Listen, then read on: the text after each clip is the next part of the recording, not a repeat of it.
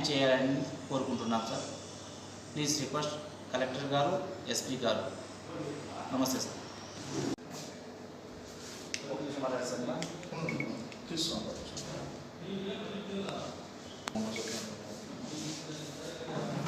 అంటే మా అన్న అదే మా అన్న కదా, ఆయన దగ్గర ఉంటే మాకు ఇట్లా ఆయన బెదిరిస్తున్నాడు, ఆయన రక్షణ కల్పించండి. ఎవరికి ఇవ్వకూడదనేసి నేను అనుకుంటున్నాను. కానీ మా అన్న చాలా దౌర్జన్యంగా రోడ్డు పక్కన నాకు కావాలి అనే ఎయిమ్తో చేస్తున్నాడు. ప్లస్ దారి ఇవ్వలేదు అనేసి చెప్తున్నాడు. దారి అయితే నేను ఎప్పటికీ అభ్యంతరం లేదు, దారి వెళ్ళచ్చు రావచ్చు, నేను ఎప్పుడూ అభ్యంతరం చేయలేదు. కానీ ఈరోజు మా అన్న దౌర్జన్యం చేస్తున్నాడు.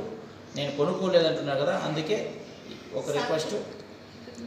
ఇప్పుడు మా అన్న తీసుకున్న మా అన్న దగ్గర నుంచి ఇప్పుడు మా అన్న చెప్తున్నాడు రెండో పెదాన్ని కొడుకు. ఓకే,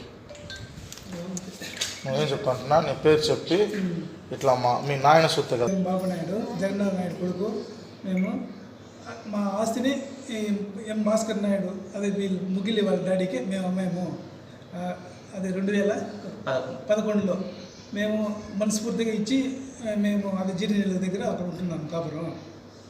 కాబట్టి మేము ఫేక్ అంటూ ఏం లేదు. కాబట్టి పర్ఫెక్ట్గా అందరూ మేము కానీ మా చిన్నాన్నలకు వాళ్ళకు ఇచ్చినాము మా భాగం. ఏం ఇబ్బంది ఏం లేదు, అది ఫేక్ కాదు, వాస్తవమే. ఓకే, ఇంకో ఆయన ఒక నిమిషం మహా, నువ్వు కూడా పేరు చెప్పి ఇట్లా ఒక నిమిషం మనీ. బిచ్చినాయుడు కండిగ మాది. మేము కాపురం అక్కడ ఉన్నాము. మా ఆయన పేరు ఎం ఆంజనేయ నాయుడు. మేము వచ్చి మా ఆస్తిని మా భావాన్ని మా మధ్యకి భాస్కర్ నాయుడికి అమ్మేసినాము. అమ్మేసి మేము వచ్చి చెట్టు భారం అక్కడ వచ్చి మేము కొనుక్కున్నాము. మాకు అక్కడ ఇది లేదనేసి మేము వాస్తవంగా మేము ఆయనకి ఇచ్చేసి మా దగ్గర తీసుకొని మేము అక్కడ.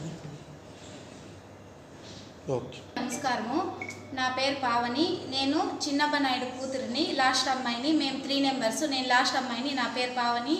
మా నాన్న మా పెద్దనాన్నకి భాస్కర్ నాయుడికి మా జమీను మా నాన్న వాళ్ళ ఆస్తిని డబ్బులకి రాసిచ్చాం మేమే. నేను కూడా వచ్చి సంతకం చేయించాను.